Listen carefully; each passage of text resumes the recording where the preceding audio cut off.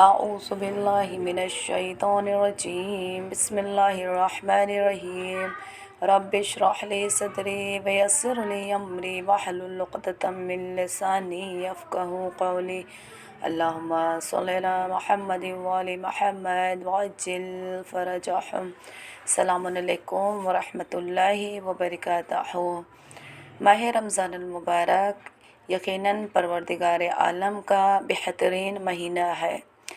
اور اس مہینے میں خداوند عالم ہم سب کے تمام اعمال کو اپنی بارگاہ میں قبول کرے اور ہم سب کو توفیق دے کہ ہم اللہ کی عبادت بھی کریں اور علم دین حاصل کریں، وقت کے امام کی معرفت حاصل کریں اور اپنے امام کے بتائے ہوئے راستے پر عمل کریں۔ جو امام نے حکم دیا ہم اس حکم کی پیروی کریں اور اپنے زمانے کے امام کی معرفت کو حاصل کریں۔ یقیناً جب ہمارے پاس علم ہوگا تب ہم اپنے زمانے کے امام کو معرفت کو حاصل کر پائیں گے، اور چونکہ خداوند عالم نے ہمیں یہ توفیق دی ہے کہ ماہ رمضان المبارک میں جس طرح ہم اپنے واجبات، اپنے مستحبات پر عمل کر رہے ہیں، علم کے جانب علم حاصل کرنے کے لیے ہم یقیناً کوشش کریں، چونکہ آج کے زمانے میں ہم اس بات کی شکایت نہیں کر سکتے کہ ہم علم حاصل کرنے کے لیے گھر سے باہر نہیں جا سکتے، چونکہ الحمدللہ آج سائنس ٹیکنالوجی اتنی سکسیس ہو چکی ہے کہ آپ اپنے گھر میں بیٹھ کر کے بھی آن لائن کلاسز کے ذریعے علم دین حاصل کر سکتی ہیں۔ تو زہرا کلاسز کے جانب سے بھی یہی ایک پیغام جو زہرا کلاسز کے جانب سے چلایا جا رہا ہے، ان کلاس والوں کی توقع بھی یہی ہے آپ لوگوں سے کہ آپ لوگ اس کلاس کو جوائن کریں، صرف ماہ رمضان کے درس سے استفادہ نہیں حاصل کریں بلکہ ماہ رمضان المبارک کے علاوہ بھی زہرا کلاسز کے جانب سے عالمہ ذاکرہ کورس بھی کرایا جاتا ہے۔ تو آپ لوگ عالمہ ذاکرہ کورس بھی اگر کرنا چاہیں تو ایڈمن کے نمبر سے کانٹیکٹ کر سکتے ہیں، چونکہ علم کی راہ میں اگر آپ ہمارا ساتھ دیں گے، ہمارا ساتھ ثواب جاریہ سمجھ کر کے دیں گے، تو یقیناً پروردگار عالم کی بارگاہ میں ہم اور آپ روز قیامت انشاءاللہ سرخرو ہوں گے، چونکہ علم حاصل کرنا ہر مسلمان مرد اور عورت پر فرض ہے۔ نیکی کا حکم دینا صرف مسلمان مرد پر واجب نہیں ہے بلکہ عورت پر بھی واجب ہے۔ برائی سے روکنا ہر مسلمان پر واجب ہے۔ اب اس کی ابتدا کہاں سے کرنی ہے یہ ہمیں اور آپ کو سوچنا ہے، اور ماہ رمضان المبارک یہ بہترین مہینہ ہے نیکیوں کا حکم دینے کا بھی اور برائی سے روکنے کا بھی۔ تو خداوند عالم کی بارگاہ میں ابتدا کرتے ہوئے درس کے کہ آج کا درس انشاءاللہ پروردگار عالم کے توبہ اور استغفار پر چلتے ہیں، چونکہ خدا نے اگر یہ مہینہ ہمارے درمیان رکھا تو اس کا ایک ایک دن، ایک ایک لمحہ، ایک ایک ساعت بہت قیمتی ہے، اور یہ ہر لمحہ گزرتے ہوئے دنوں کے ساتھ ہمارے ہاتھوں سے نکلتا جا رہا ہے۔ ہمیں کوشش کرنا ہے کہ ماہ رمضان کی فضیلتوں کو جتنا زیادہ ہو سکے حاصل کریں، جتنا زیادہ ہو سکے توبہ اور استغفار کریں۔ تو ابتدا بسم اللہ الرحمن الرحیم سے کرتے ہیں کہ خدایا مجھے اس دن میں استغفار کرنے والوں میں قرار دے، اور مجھے اپنے نیک بندوں میں قرار دے جو میری اطاعت کرنے والے، جو تیری اطاعت کرنے والے ہیں، اور مجھے اس دن میں قرار دے اپنے مقرب ترین دوستوں میں اپنی مہربانی سے۔ یہاں اگر میں ان چند جملوں کی وضاحت بیان کروں کہ آج ہم پروردگار عالم سے دعا کر رہے ہیں، خدایا مجھے اس دن میں توبہ استغفار کرنے والوں میں قرار دے، یعنی پانچواں دن کیا ہے؟ توبہ اور استغفار کا دن ہے۔ ہمیں کوشش کرنا ہے، چونکہ ماہ رمضان میں جتنا بندہ اپنے رب سے نزدیک ہوتا ہے، خدا اس کی التجا کو سنتا ہے۔ آج کی دعا میں خالق کائنات سے ہم کس بارے میں درخواست کر رہے ہیں؟ استغفار کرنے کے لیے، استغفار کرنے والوں کے لیے۔ استغفار اگر آسان لفظوں میں سمجھانا چاہوں تو اللہ سے بخشش اور مغفرت کی درخواست کو کہتے ہیں، یعنی خدا سے ریکویسٹ کرتے ہیں کہ پروردگارا، جو ہم نے گناہ اپنے گزشتہ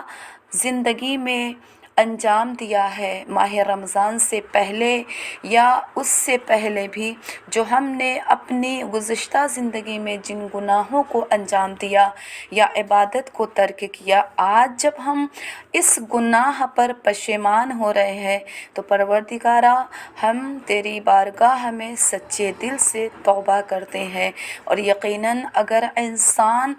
سچے دل سے توبہ کرے، استغفار کرے، تو پروردگار عالم اس کے گناہ کو معاف کرتا ہے۔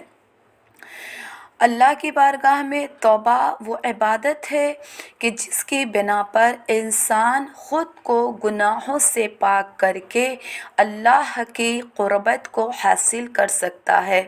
اگر ہم یقیناً پروردگار عالم کی بارگاہ میں پشیمان ہو جائیں، اپنے آپ کو خدا کے سامنے جھکا دیں، جس طرح ایک مجرم جب جرم کرتا ہے اور اپنے مالک کے سامنے آتا ہے تو اپنے زانوں کو طے کر دیتا ہے اور اپنے زانوں کے بل بیٹھ کر کے اپنے مالک سے گڑ گڑا کے کہتا ہے کہ غلطی ہو گئی ہے۔ اسی طرح اگر ہم پروردگار عالم کی بارگاہ میں اپنے شانوں کو خم کر دیں، اپنے زانوں کو جھکا دیں کہ پروردگارہ، خطاوار ہیں، گنہگار ہیں، لیکن امید تجھ سے وابستہ ہے کہ تو کریم ہے، تو رحیم ہے، تو غفور ہے، تو معاف کرنے والا ہے، تو توبہ قبول کرنے والا ہے۔ اسی لیے پروردگار عالم بھی قرآن کریم میں کچھ اس طرح سے اپنے بندوں کو مخاطب کر کے فرماتا ہے، بسم اللہ الرحمن الرحیم، وَاسْتَغْفِرُوا رَبَّكُمْ ثُمَّ تُوبُوا إِلَيْهِ، کہ تم اپنے پروردگار سے استغفار کرو، اس کے بعد اس کی طرف لوٹ آؤ۔ توبہ دراصل استغفار کے بعد کی منزل ہے۔ استغفار پہلے کرنا ہے۔ استغفار خدا کی بارگاہ میں گزشتہ گناہوں سے بخشش کی طلب ہے۔ ابھی ہم نے ابتدا میں ہی کہا ہے کہ اگر انسان پشیمان ہو جائے اور سچے دل سے توبہ کرے تو استغفار توبہ دراصل استغفار کے بعد کی منزل ہے۔ اگر ہم یقیناً پشیمان ہو جائیں کہ پروردگارہ، ہم گنہگار ہیں، ہم خطاوار ہیں، صرف زبان سے اقرار کر لینا عزیزو کافی نہیں ہے کہ ہم نے خدا سے زبان سے کہا کہ پروردگارہ تو میرے گناہ کو معاف کر دے، لیکن آنکھوں سے بھی گناہ مسلسل کرتے جا رہے ہیں، ہاتھوں سے گناہ مسلسل کرتے جا رہے ہیں، قدموں سے گناہ مسلسل کرتے جا رہے ہیں، میرے قدم اس جگہ پر جا رہے ہیں جہاں پر جانے سے خدا نے منع کیا ہے، میری آنکھیں ہر وہ چیز دیکھ رہی ہیں جس کو دیکھنے سے خدا نے منع کیا ہے۔ تو کیا یہ واقعی ہم نے توبہ کیا؟ کیا واقعی ہم نے استغفار کیا؟ نہیں، ہم نے صرف اپنی زبان سے توبہ جیسے الفاظ کو ادا کیا۔ در حقیقت توبہ کیا ہے؟ اپنے وجود سے گناہوں کو مٹا دینا۔ انسان جب کوئی گناہ انجام دیتا ہے تو وہ حکم الہی کی نافرمانی کی بنا پر بارگاہ خداوند عالم سے دور ہو جاتا ہے۔ لیکن اگر بندہ اپنے گناہوں پر شرمندہ ہو کر استغفار توبہ کر لیتا ہے تو دوبارہ خالق کی بارگاہ میں لوٹ آتا ہے۔ لہٰذا خالق کا حکم ہے، خدا یہ حکم دے رہا ہے کہ اے صاحبان ایمان، تم سب اللہ کی بارگاہ میں توبہ کرتے رہو، امید ہے کہ تمہیں فلاح نجات حاصل ہو جائے۔ خداوند عالم کیا فرما رہا ہے؟ اگر تم سے کوئی گناہ انجام بھی ہو گیا، اگر تم نے کوئی گناہ انجام بھی دے دیا ہے تو اس گناہ پر اب تم شرمندہ ہو جاؤ، اب تم پشیمان ہو جاؤ اور مسلسل پروردگار عالم کی بارگاہ میں توبہ اور استغفار کرتے رہو۔ دیکھیے، جب ہم کسی کے دروازے پر کسی غرض کے تحت جاتے ہیں اور دق الباب کریں اور صاحب خانہ ایک مرتبہ میں دروازہ نہ کھولے، دوسری مرتبہ میں دروازہ نہ کھولے، لیکن اگر ہم مسلسل اس کے دروازے پر دق الباب کرتے رہیں، دروازہ کھٹکھٹاتے رہیں، تو یقیناً صاحب خانہ خود आगे बढ़ कर के दरवाजे को खोलेगा। इसी तरह जब हम मुसलसल परवरदिगार आलम की बारगाह में तौबा और इस्तग़फ़ार करते रहें तो उम्मीद है कि खुदावंद आलम हमारी तौबा को भी कबूल करेगा और हमें नजात भी दे देगा। इस मकाम पर इमाम अली अलैहिस्सलातु वस्सलाम की एक बेहतरीन हदीस है जो मैं यहाँ पर नक़ल करना चाहूँगी कि मौलाए कायनात हज़रत अली बिन अबी तालिब अलैहिस्सलातु वस्सलाम ने फरमाया कि जब खुदावंद आलम की बारगाह में इस्तग़फ़ार करो तो अल्लाह की बारगाह में जब खुदा को मुखातिब करो तो कहो अस्तग़फ़िरुल्लाह अस्तग़फ़िरुल्लाह। ये अल्फाज कह करके परवरदिगार आलम को पुकारो, क्योंकि इस्तग़फ़ार बुलंद तरीन लोगों का मकाम है, क्योंकि ये फ़जीलत भी उसे ही हासिल होगी जिसका मकाम बुलंद होगा। अगर कोई यकीनन गुनाह अंजाम दे और गुनाह करने के बाद शर्मिंदा हो जाए, क्योंकि ये तौफ़ीक हर एक को नहीं मिलती है, ये तौफ़ीक हर किसी को हासिल नहीं होती है, मगर जिस पर अल्लाह की ख़ास इनायत करम हो वो बंदा अपने गुनाहों पर शर्मिंदा और पशेमान हो जाता है। यानी अगर खुदा की ख़ास इनायत हो, हम झूठ बोलें तो हमें ख़ुद रियलाइज़ हो जाता है कि नहीं हमने झूठ बोला है। अगर हम किसी की ग़ीबत करें, अगरचे उस दौरान जब हम ग़ीबत कर रहे थे तब ख़याल नहीं था, लेकिन वो लम्हा गुज़रने के बाद, वो वक्त गुज़रने के बाद अगर हमारे दिल से हम उसे फ़ील करने लगें कि नहीं हमने ग़ीबत की, हमने गुनाह कबीरा अंजाम दिया, अगर ये एहसास किसी के अंदर पैदा हो जाए तो यकीन जानिए कि वो परवरदिगार आलम का बड़ा ख़ास बंदा है और अल्लाह का उस पर ख़ास करम भी है और ये ख़ास इनायत है। दुआ किया करें कि परवरदिगार आलम अपनी ख़ास नज़र, अपनी ख़ास इनायत, अपनी ख़ास अता हम सब पर रखे कि अगर हम, चूँकि हम गुनाहों का पैकर हैं, हमसे गुनाह होना लाज़मी है, लेकिन गुनाह होने के बाद उस पर पशेमान होना भी लाज़मी है। ऐसा ना हो कि गुनाह करते करते हमारे दिल की नूरानियत ख़त्म हो जाए, उस नूरानियत में स्याही आ जाए, और जब ये ऐसी मंजिल आ जाएगी तो यकीन जानिए बेहतरीन हदीस रवायात तिलावत कुरान हमारे क़ल्ब पर कोई असर नहीं करेगा। लेकिन अगर किसी पर ख़ास इनायत हो तो इंसान पर खुदा की आयतों का असर, हदीस मासूमीन अलैहिस्सलाम का असर बहुत तेज़ी से हो जाता है। जैसा कि इमाम मूसा काज़िम अलैहिस्सलाम के ज़माने की एक रवायात मिलती है कि एक दिन इमाम मूसा काज़िम अलैहिस्सलाम एक गली से गुज़र रहे थे कि दरमियान राह एक घर से नाच गाने की सदाएं सुनाई दे रही थीं। इमाम मूसा काज़िम अलैहिस्सलाम ने इस घर के दर व दीवार पर नज़र डाली कि इसी असना में एक कनीज़ किसी काम की गरज से उस घर से बाहर आई। इमाम आली मकाम अलैहिस्सलाम के नूरानी चेहरे पर उसकी नज़र पड़ी तो उसने देखा कि इमाम हैरत ज़दा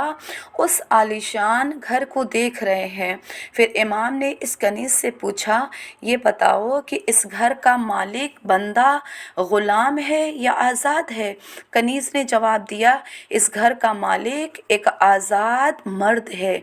इमाम ने फरमाया, यकीनन अगर बंदा होता तो अपने आका और मौला का फरमाबरदार होता। इसके बाद कनीज़ घर में वापस चली गई तो इसके आका बशर ने सवाल किया कि इतनी देर बाहर क्या कर रही थी? तो इसने पूरा माजरा सुनाया। बशर ने जैसे ही इमाम आली मकाम के कलमात को कनीज़ की ज़बानी सुना, फ़ौरन अपनी जगह से उठ खड़ा हुआ और बेअख्तियार बरहना इमाम की तलाश में दौड़ पड़ा, यानी अपने पैरों से चप्पल को भी उतार दिया और इसी तरह से दौड़ता हुआ इमाम आली मकाम की खिदमत में पहुँच कर कहता है कि आका मेरी जान आप पर फ़िदा, मैं इस्तग़फ़ार करता हूँ और मैं दोबारा इस गुनाह को अंजाम नहीं दूँगा। चूँकि बरहना पा इस्तग़फ़ार किया तो लिहाजा पूरी उम्र इसी तरह रह जाता है। जिसका लक़ब हाफ़ी यानी बरहना پا پڑ گیا تھا۔ جب یہ توبہ کیا ہے تو اس نے صرف ظاہر لباس کو نہیں اتارا بلکہ اپنے وجود سے ان باطنی لباس کو بھی اتارا جس کی بنیاد پر اس کے اندر وہ گناہ پیدا ہو چکے تھے کہ جب وہ گانا سننا کیا ہے؟ حرام ہے۔ میوزک سننا کیا ہے؟ حرام ہے، کیونکہ یہ ہمارے وجود پر اثر کرتا ہے۔ انسان اگر گانا سننے لگے تو انسان کے اعضاء اور جوارے اسی طرح اسی گانے کی پوزیشن میں حرکت کرنے لگتے ہیں، اور یہ کیا ہے؟ یہ گناہ کبیرہ ہے۔ اور یقیناً جب انسان توبہ کرتا ہے تو توبہ کرتے وقت اس بات کا خیال رکھے کہ ہم نے کس عالم میں توبہ کی ہے۔ چونکہ یہ بشر حافی جو لقب پڑا تو یہ چونکہ برہنہ نکلے تھے، پا برہنہ تھے، اپنے قیمتی لباس کو اتار دیا، اپنی قیمتی چپلوں کو اتارا، اور امام علیہ السلام نے پھر ان سے کیا فرمایا؟ امام نے کہا کہ اس کی توبہ کو قبول فرمایا، اس لیے کہ دعا کی۔ اس کے بعد بشر حافی گھر کو چھوڑ کر کہیں دور چلے گئے اور شب و روز پروردگار عالم کی عبادت، دعا، استغفار میں مشغول ہو گئے، یہاں تک کہ وہ بیمار پڑ گئے۔ جب طبیبوں نے ان کا یہ حال دیکھا تو بس اتنا کہا کہ ان کا دل خوف خدا کے پانی سے پر ہو چکا ہے۔ یعنی اگر ہم یقیناً پروردگار عالم کی بارگاہ میں سچی توبہ کرنا چاہیں، یہ صرف روایات، یہ واقعہ نہیں ہے، یہ ہمارے لیے در حقیقت ایک نصیحت ہے کہ ہم پروردگار عالم کی بارگاہ میں کیسے توبہ کر رہے ہیں، کہ توبہ بھی کر رہے ہیں اور گناہ بھی انجام دے رہے ہیں، توبہ بھی کر رہے ہیں اور گناہ پر گناہ انجام دیتے جا رہے ہیں۔ توبہ سچے دل سے کریں، کیونکہ توبہ کر لینا پھر آئندہ گناہ نہ کرنے کا خداوند عالم کی بارگاہ میں وعدہ کرنا کہ پروردگارا تو نے میرے گزشتہ گناہ کو معاف کر دیا ہے۔ تو انسان جن گناہوں سے استغفار کر چکا ہے ان کی طرف دوبارہ نہ لوٹے۔ یہ اگر ہم یہ پرومس پروردگار عالم سے کریں اور ہمیں یاد رہے، چونکہ ہم وعدہ تو کرتے ہیں اور بھول جاتے ہیں، لیکن اگر وعدہ کرنے کی کیفیت ہمیں یاد رہے کہ ہم نے خداوند عالم کی بارگاہ میں کب وعدہ کیا تھا، کس حالت میں وعدہ کیا تھا، تو یقین جانیے کہ پھر ہم دوبارہ گناہ کرنے کے بارے میں نہیں سوچیں گے، دوبارہ گناہ کرنے کے لیے ہم آمادہ نہیں ہوں گے، اگر یقیناً ہم سچے دل سے پروردگار عالم کی بارگاہ میں توبہ اور استغفار کریں۔ اگر ہم یہ وعدہ پروردگار عالم سے کریں تو اگر میں یہاں پر قسمیں بیان کروں کہ اس کے بعد اگر ہم نے توبہ کر لیا تو پھر ہمیں کیا کام نہیں کرنا چاہیے۔ ہمیں آئندہ کے لیے گناہ کرنے سے توبہ کر لینی چاہیے کہ آج کے بعد چونکہ ماہ رمضان میں اگر ہماری بخشش نہ ہوئی تو یقیناً پھر اور مہینوں میں ہم کبھی بخشے نہیں جائیں گے، کیونکہ یہ مغفرت کا دن ہے، یہ مغفرت کا مہینہ ہے، یہ مغفرت طلب کرنے کی ساعت ہے کہ خدا کی بارگاہ میں ہر لمحہ، ہر لحظہ اللہ سے قریب ہو کر کے خدا سے دعا کرے کہ خدا تو میرے گناہوں کو معاف کر دے، اور وعدہ کریں کہ پروردگارا اب ہم اپنے آپ کو گناہوں سے پاک کرنے کی کوشش کریں گے، مخلوقات کے حقوق کو ادا کریں گے، پھر اس طرح کہ اپنے دامن کو پاک و پاکیزہ کر لیں گے۔ یعنی ہم اگر توبہ کریں تو خداوند عالم کی بارگاہ میں اس طرح توبہ کریں جیسے بشر حافی نے توبہ کی تھی کہ مرتے دم تک جب طبیبوں نے دیکھا تھا تو کیا فرمایا کہ ان کے اوپر جو اثر کیا ہے وہ خوف الہی ہے، جو ان کا وجود خوف الہی کے پانی سے بھر چکا ہے، یعنی یہ اتنے خوف زدہ، انہوں نے اتنی بہترین اور اتنے سچے دل سے توبہ کی کہ پلٹ کر کے اس گناہ کے جانب نہیں گئے ہیں۔ اور اللہ یہی تو ہم سے چاہتا ہے کہ ہم اللہ کی بارگاہ میں جب توبہ کریں تو توبہ کرنے کے بعد پھر اللہ کی بارگاہ میں وہ کام انجام نہ دیں کہ جس سے پھر ہم گناہ کے حقدار ہو جائیں کہ ہم نے توبہ کی، پھر اللہ کے حقوق اور لوگوں کے حقوق کو ادا کریں۔ اللہ کے حقوق کیا ہیں کہ تمام واجبات، تمام مستحبات پر عمل کریں، روزہ، نماز، ہم اس پر عمل کریں، لوگوں کے حقوق کو ادا کریں۔ لوگوں کے حقوق اگر ہو سکے تو مالی حقوق اگر ہم پر ہیں، ہم نے اگر کسی سے قرض لیا ہے،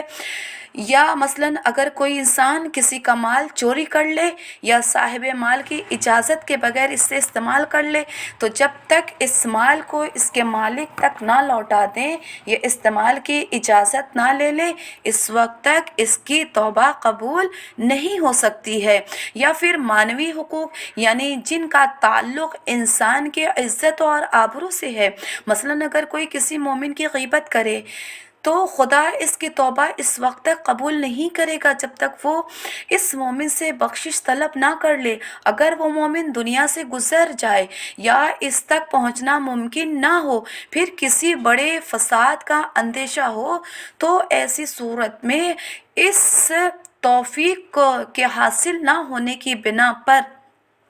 خداوند عالم کی بارگاہ میں شدت کے ساتھ خدا کی بارگاہ میں توبہ اور استغفار کرے، اور اس مومن کے لیے بھی استغفار کرے جس کی اس نے غیبت کی ہے۔ اب آج کے زمانے میں ہمارے ساتھ ہوتا کیا ہے کہ ہم غیبت تو بڑی آسانی سے کر دیتے ہیں، تو کیا غیبت کرنے والے سے ہم جا کر کے معافی مانگتے ہیں کہ ہم نے آپ کی غیر موجودگی میں آپ کی غیبت کی ہے؟ نہیں۔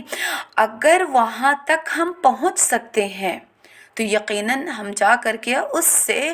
اپنی غلطی کی معافی مانگے، کیونکہ یہ وہ گناہ ہے جب تک انسان معاف نہیں کرے گا تب تک خداوند عالم بھی معاف نہیں کرے گا۔ لیکن اگر اس تک پہنچنا ہمارے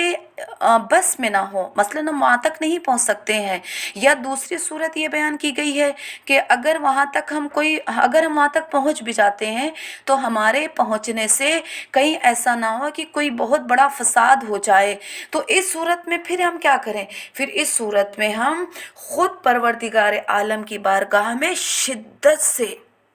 توبہ کریں، استغفار کریں، اپنے لیے بھی کریں اور اس مومن کے لیے بھی کریں جس کی ہم نے غیبت کی ہے۔ جیسا کہ امام صادق علیہ السلام کے زمانے میں اپنے مولا کے ایک چاہنے والے کا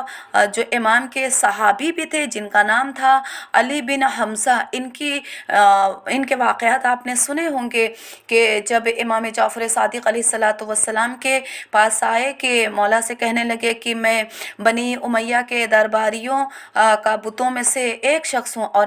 میرا رفیق کون ہے، میرا دوست کون ہے؟ تو چونکہ امام جعفر صادق علیہ السلام کی خدمت میں جب علی بن حمزہ کی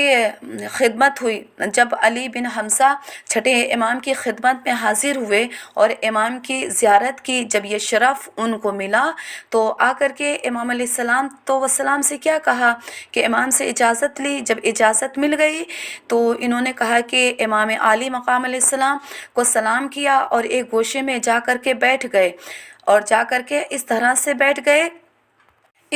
بیٹھے ہوئے تھے کہ امام علیہ السلام کو مسلسل، جیسے ہمارے اردو میں کہتی ہیں ٹکٹکی نگاہ لگا کر کے ایک ٹک امام علیہ السلام کے چہرہ اقدس کو دیکھتے رہے۔ اور جب فرزند رسول کی نظر اس شخص پر پڑی جو ایک گوشے میں بیٹھ کر کے مسلسل صادق علی محمد کو دیکھ رہا ہے، تو امام علیہ السلام نے اس سے سوال پوچھا کہ تم نے مجھے سلام کیا اور اس گوشے میں آ کر کے بیٹھ گئے، کوئی حاجت ہے؟ تو اس نے جواب دیا کہ اے فرزند رسول، میں ایک مدت تک بنی امیہ کے دربار میں مالی امور کا حساب اور کتاب لکھنے والوں میں سے تھا، اور ان دوران میں نے حلال اور حرام کے پرواہ کیے بغیر اپنے لیے خوب دولت اکٹھا کر لی۔ امام جعفر صادق علیہ السلام نے فرمایا کہ اگر بنی امیہ کے پاس تم جیسے بعض حساب اور کتاب لکھنے والے بعض لوگوں से माल और दौलत इकट्ठा करने वाले, बास तलवार लेकर मैदान में इनकी हिमायत करने वाले और बाज़ इनकी इज्तिमाआत में शिरकत करने वाले न होते तो हरगिज़ बनी उमैया हमारा हक गज़ब ना करता। गोया इमाम सादिक अलैहिस्सलाम ये कहना चाहते हैं, अहले बैत अलैहिस्सलाम का हक गज़ब करने के लिए सिर्फ बनी उमैया या बनी अब्बास या यही ज़िम्मेदार नहीं है, बल्कि इस दौर के वो तमाम लोग ज़िम्मेदार हैं जिन्होंने किसी न किसी बहाने से इन ज़ालिमों की मदद की है या करते रहे, हत्ता अपनी खामोशी के ज़रिए ही क्यों ना हो, क्योंकि अगर लोग इनके साथ ना होते तो फिर इनके पास जुल्म करने के लिए अफराद ही न होते, ना इनकी अताअत की जाती। जब बनी उमैया के इस कातिब ने इमाम से अपनी नजात की राह दरियाफ्त की तो इमाम अलैहिस्सलाम ने इसे मायूस होने नहीं दिया और फरमाया कि जो मैं कहूँ उस पर तुम अमल करने के लिए तैयार हो जाओ। इसने कहा कि हाँ ए फ़र्जंद रसूल सल्लल्लाहु अलैहि वसल्लम, आप जो फरमाएंगे मैं उस पर अमल करने के लिए तैयार हूँ। तो इमाम अलैहिस्सलाम ने फरमाया कि तौबा करो, जो कुछ तूने इस दरबार से हासिल किया उन अमवाल में से अगर जानता है कि इसका मालिक कौन है तो तू ले जा कर के ये माल उन मालिक को लौटा दे, अगर नहीं जानता तो उनकी तरफ से राह खुदा में खर्च कर दे। अगर तू इस अमल को अंजाम देगा तो मैं तुझसे वादा करता हूँ कि मैं खुदा की तरफ से तुम्हारे लिए बहिश्त का ज़ामिन बनूँगा। बड़ी देर तक सर झुका करके वो शख्स सोचता रहा, फिर सर उठा करके कहता है, आका मैं आपके हुक्म पर अमल करने के लिए तैयार हूँ। अली बिन हमज़ा कहते हैं कि फिर वो कातिब अपने घर कूफा लौट जाता है और इमाम के हुक्म पर अमल करते हुए जो कुछ इसके पास था वो सब राह खुदा में सदका कर देता है, यहाँ तक कि अपने जिस्म के लिबास को भी उतार देता है। अली बिन हमज़ा कहते हैं कि मैंने अपने चंद दोस्तों से कुछ पैसा इकट्ठा करके इसके अहलो अयाल के लिए कपड़े लिए, घर के खर्च के लिए कुछ पैसा लिया और ले करके इसके पास पहुँचे। और जब इसके पास पहुँचे तो एक दिन वो सख्त बीमार पड़ा और इयादत की गरज से जब मैं इसके घर पहुँचा तो मैंने देखा कि ये बिस्तरे मर्ग पर आखिरी सांस ले रहा है। मुझको इशारे से करीब बुलाया, फिर उखड़ती हुई सांसों में से कपाते हुए होंठों से बस इतना कहा कि ए अली बिन हमज़ा, मैंने अपना वादा पूरा कर दिया और हमेशा के लिए खामोश हो गया। यानी इमाम अलैहिस्सलाम ने इस कातिब के लिए क्या फरमाया था, ये हमारे लिए नसीहत आमेज़ है कि अगर हमारे ऊपर किसी का 1 रुपया भी हमने लिया है तो फिर हम उसका वो माल, वो असबाब, अगर चाहे पैसे की सूरत में हो, लिबास की सूरत में हो या दीगर किसी अशिया की सूरत में हो, हम पर लाजिम है कि उसे वापस करें। जब उस कातिब ने अली बिन हमज़ा से कहा कि मैंने अपना वादा पूरा किया और हमेशा के लिए खामोश हो गया, उसके मरने के बाद चंद दिनों के बाद जब मैं इमाम जाफ़र सादिक अलैहिस्सलाम की खिदमत में हाजिर हुआ तो इमाम अलैहिस्सलाम ने जैसे ही मुझे देखा तो इमाम अलैहिस्सलाम ने फरमाया, ए अली बिन हमज़ा, मैंने भी जो तुम्हारे दोस्त को वादा किया था वो पूरा किया। इमाम अलैहिस्सलाम ने वादा क्या किया था कि अगर ये तुम तमाम बुरे कामों को छोड़ दो, मसलन लोगों का माल जो तुमने ग़स्ब किया था बनी उमैया के दौर में, जो तुम उसके दरबार के कातिब थे, तुम माल और दौलत को लिखते थे,